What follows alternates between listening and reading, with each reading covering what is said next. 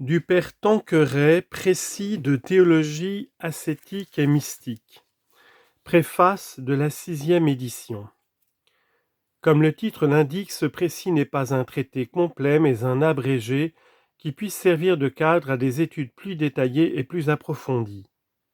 Toutefois, pour éviter la sécheresse d'un précis, nous avons tenu à développer avec des réflexions propres à engendrer la piété les points essentiels qui constituent la vie intérieure, comme l'habitation du Saint-Esprit dans l'âme, notre incorporation au Christ, le rôle de Marie dans notre sanctification, la nature de la perfection et la nécessité d'y tendre. Il en est de même quand nous abordons les trois voies. Nous insistons sur ce qui peut porter les âmes à la confiance, à l'amour et à la pratique des vertus. Convaincus que le dogme est la base de la théologie ascétique et que l'exposé de ce que Dieu a fait et ne cesse de faire pour nous est le stimulant le plus efficace de la vraie dévotion, nous avons eu soin de rappeler brièvement les vérités de foi sur lesquelles se base la vie intérieure. Ainsi, notre traité est tout d'abord doctrinal, et il s'attache à montrer que la perfection chrétienne découle logiquement de nos dogmes et surtout de l'incarnation qui en est le centre. Mais il est en même temps pratique, car il n'est rien de tel qu'une foi vive et éclairée pour nous encourager à faire les efforts énergiques et constants que réclament la réforme de soi-même et la culture des vertus. Nous avons donc soin dès la première partie de tirer de nos dogmes les conclusions pratiques qui en découlent spontanément, d'en déduire les moyens généraux de perfection et de stimuler nos lecteurs à mettre en pratique ce qu'ils ont lu avec attention. Estote factores verbi et non auditores tantum. Soyez ceux qui mettent en pratique la parole et non pas seulement ceux qui l'écoutent. Jacques 1, 22. Dans la seconde partie éminemment pratique, nous ne cessons d'appuyer nos conclusions sur les dogmes exposés dans la première partie, en particulier notre incorporation au Christ et l'habitation du Saint-Esprit en nous. La purification de l'âme ne se fait parfaitement qu'en nous incorporant à celui qui est la source de toute pureté, et la pratique positive des vertus chrétiennes n'est jamais plus facile que lorsque nous attirons en nous celui qui les possède dans leur plénitude et désire si ardemment nous les communiquer. Quant à l'union intime et habituelle avec Dieu, elle ne se réalise pleinement qu'en vivant sous le regard et la direction de la très sainte Trinité vivant en nous. Ainsi, notre progrès dans les trois grandes étapes de la vie spirituelle est marqué par notre incorporation progressive au Christ Jésus et par notre appartenance de plus en plus complète à l'Esprit sanctificateur.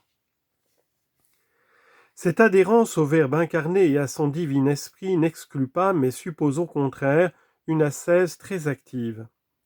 Saint Paul, qui a si bien mis en lumière notre incorporation au Christ et notre union à Dieu, n'insiste pas moins sur la nécessité de la lutte contre les tendances du vieil homme, contre le monde et les esprits de ténèbres.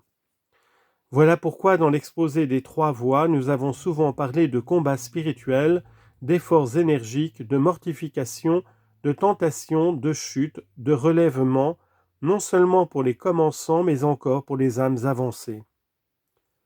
Il faut bien tenir compte des réalités.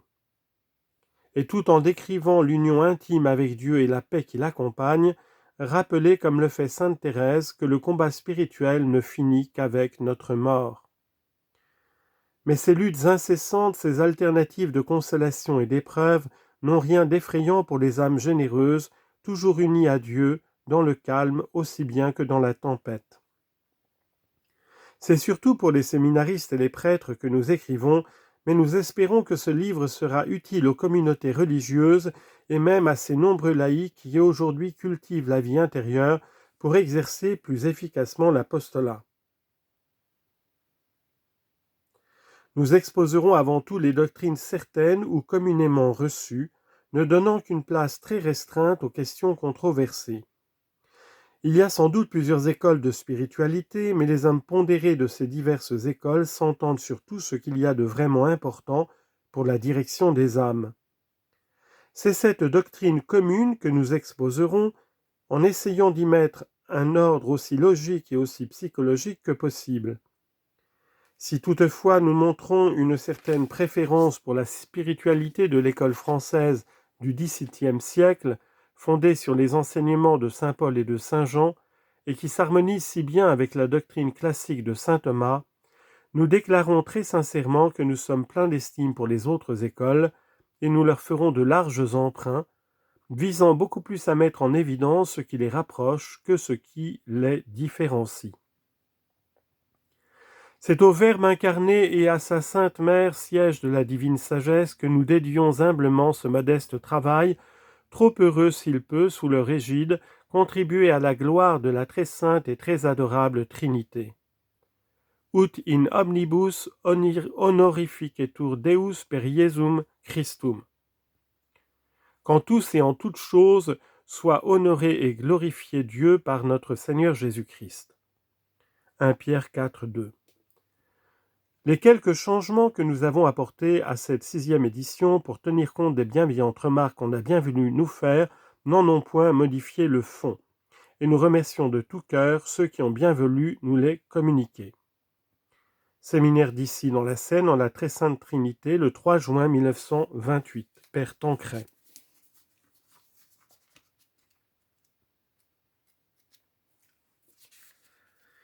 Table des matières.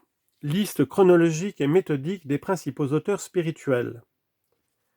Tout d'abord l'âge patristique, puis le Moyen-Âge avec l'école bénédictine, l'école de Saint-Victor, l'école dominicaine, l'école franciscaine, l'école flamande ou la dévotion moderne, l'école carthusienne, enfin en dehors de ces écoles. Pour l'âge moderne, les écoles anciennes, les nouvelles écoles, l'école ignatienne, l'école thérésienne ou carmélitaine, l'école salésienne, l'école française du XVIIe siècle, l'école ligorienne, et enfin en dehors de ces écoles. Introduction. Nature de la théologie ascétique. Ses sources, sa méthode, excellence et nécessité, division de la théologie ascétique. Première partie, les principes. Chapitre 1, les origines de la vie surnaturelle. Article 1, de la vie naturelle de l'homme. Article 2, de son élévation à la vie surnaturelle. Article 3, la chute et le châtiment. Article 4, la rédemption et ses effets. Chapitre 2, nature de la vie chrétienne. Article 1, du rôle de Dieu dans la vie chrétienne. Paragraphe 1, du rôle de la très sainte Trinité, comment elle habite en nous, nos devoirs à son égard, comment elle met en nous un organisme surnaturel, d'abord la grâce habituelle, puis les vertus et les dons, enfin la grâce actuelle. Deuxième paragraphe, du rôle de Jésus dans la vie chrétienne. Jésus cause méritoire de cette vie, Jésus cause exemplaire de cette vie, Jésus source de cette vie ou tête d'un corps mystique dont nous sommes les membres. Dévotion au Verbe incarné. Troisième paragraphe, du rôle de la Sainte Vierge, des anges et des saints, du rôle de Marie, Mère de Dieu et Mère des hommes, cause méritoire et exemplaire, médiatrice universelle de grâce, dévotion à la Sainte Vierge, rôle des saints dans la vie chrétienne, rôle des anges dans la vie chrétienne. Article 2 du rôle de l'homme dans la vie chrétienne. Premièrement, la lutte contre les ennemis spirituels, contre la triple concupiscence, contre le monde et contre le démon. Deuxièmement, l'accroissement de la vie spirituelle par le mérite. La nature du mérite, les conditions qui augmentent notre mérite, les conditions tirées du sujet qui mérite, les conditions tirées de l'objet ou de l'acte méritoire, la nécessité et le moyen de sanctifier toutes nos actions. Troisièmement, l'accroissement de la vie chrétienne par les sacrements, de la grâce sacramentelle, des dispositions pour en bien profiter, des dispositions pour profiter du sacrement de pénitence, des dispositions pour profiter de la Sainte Messe, des dispositions pour profiter de la Sainte Communion. Synthèse du chapitre 2. Chapitre 3 de la perfection de la vie chrétienne. Article 1, les fausses notions sur la perfection. Article 2, la vraie notion de la perfection chrétienne. Elle consiste essentiellement dans la charité. La charité sur terre suppose le sacrifice, part respective de l'amour et du sacrifice, parts respectives des préceptes et des conseils, des divers degrés de perfection, des limites de la perfection. Chapitre 4 de l'obligation de tendre à la perfection. Article 1 pour les chrétiens ou simples fidèles, de l'obligation proprement dite, des motifs qui facilitent ce devoir. Article 2 pour les religieux. Obligation fondée sur les vœux, obligation fondée sur les constitutions et les règles. Article 3 pour les prêtres. L'enseignement de Jésus et de saint Paul, l'enseignement du pontifical, l'obligation qui résulte des fonctions sacerdotales. Conclusion de la nécessité de la sainteté pour le prêtre. Chapitre 5 des moyens généraux de perfection. Article 1 des moyens intérieurs. Tout d'abord le désir de la perfection, nature de ce désir, sa nécessité et son efficacité, qualité qu'il doit avoir, moyens pour l'exciter. Deuxièmement, de la connaissance de Dieu et de soi-même, de la connaissance de Dieu, ce qu'il nous faut connaître de Dieu, moyens pour acquérir cette connaissance. Conclusion, de l'exercice de la présence de Dieu, de la connaissance de soi-même, nécessité et objet de cette connaissance, moyens pour l'obtenir, méthode d'examen général, méthode d'examen particulier. Troisièmement, de la conformité à la volonté divine, conformité à la volonté signifiée de Dieu, conformité à la volonté de bon plaisir. Degré de conformité à la volonté de Dieu, rôle sanctificateur de cette conformité. Quatrièmement, de la prière. Nature de la prière, ses formes diverses. Le paternoster, la plus belle prière. Le rôle sanctificateur de la prière. Comment transformer ses actions en prière. Article 3. Moyens extérieurs de perfection. Premièrement, de la direction, moyen normal de progrès. Sa nécessité prouvée par l'autorité, sa nécessité prouvée par les exigences du progrès, objet de la direction, devoir du directeur, devoir du dirigé. Deuxièmement, du règlement de vie, son utilité, ses qualités, sa manière d'observer ce règlement. Troisièmement, des lectures ou conférences spirituelles, de l'écriture sainte, des auteurs et des entretiens spirituels, des dispositions pour profiter de ces lectures. Quatrièmement, des relations sociales, principes généraux, des relations de famille, des relations d'amitié, des relations professionnelles, des relations d'apostolat. Synthèse générale de la première partie. Seconde partie, les trois voies. Remarques préliminaires sur les trois voies, fondement de cette distinction, manière d'utiliser cette distinction, utilité de l'étude des trois voies. Livre 1, Purification de l'âme ou voie purgative. Caractère distinctif de cette voie, but à poursuivre, division du premier livre. Chapitre 1, la prière des commençants. Article 1, nécessité et conditions de la prière. Nécessité de la prière, condition essentielle de la prière. Article 2, exercice de piété des commençants. Article 3, de la méditation des commençants. Notion générale, avantages et nécessités, caractère de cette méditation, principale méthode de méditation. Méthode de saint Ignace, méthode de saint Sulpice. Chapitre 2, la pénitence pour réparer le passé. La vertu de pénitence, nécessité et notion. Article 1, la haine et la fuite du péché. Du péché mortel, du péché véniel. Article 2, réparation du péché. Motifs de pénitence, les sentiments de pénitence, les œuvres de pénitence. Chapitre 3, la mortification pour prévenir les fautes. Nature de la mortification, nécessité de la mortification. Article 3, pratique de la mortification. De la mortification du corps, de la mortification des sens intérieurs, de la mortification des passions. la psychologie des passions, les effets des passions, le bon usage des passions. De la mortification des facultés spirituelles, discipline de l'intelligence, éducation de la volonté. Chapitre 4. La lutte contre les péchés capitaux. Article 1. L'orgueil et les vices qui s'y rattachent. Premièrement, l'orgueil proprement dit. Deuxièmement, l'envie et la jalousie. Troisièmement, la colère.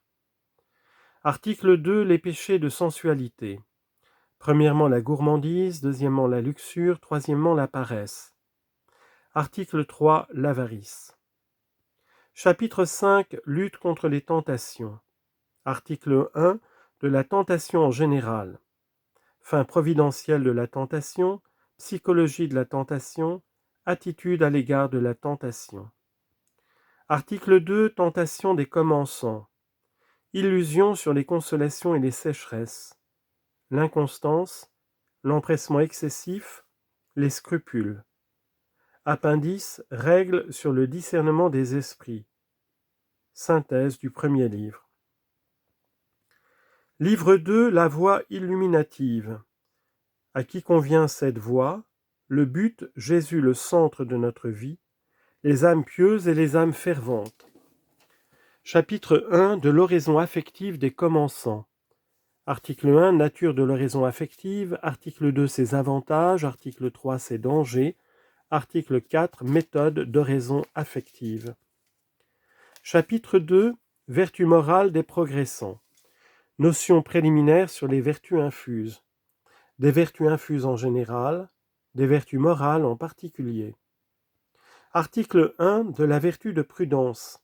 Sa nécessité, sa nature, les moyens de la pratiquer. Article 2. De la vertu de justice. La justice proprement dite, la vertu de religion, la vertu d'obéissance. Article 3. De la vertu de force. Premièrement, nature et degré. Deuxièmement, les vertus alliées de la force. Troisièmement, les moyens de perfectionner cette vertu. Article 4. La vertu de tempérance.